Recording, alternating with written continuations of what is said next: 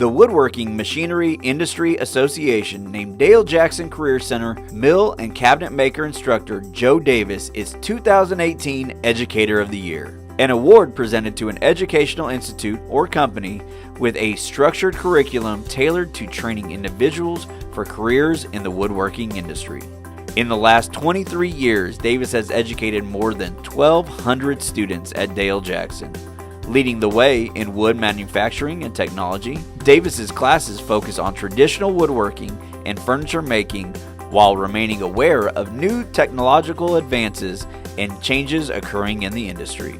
Through his instruction, students finish his class with the skills and confidence to enter the workforce straight out of high school, or continue on to college to pursue a degree in wood technology.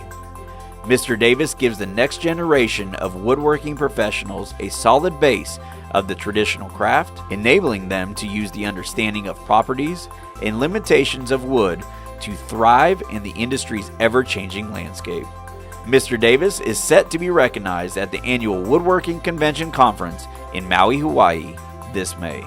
Congratulations, Mr. Davis. Thank you for your continued support and dedication to your students.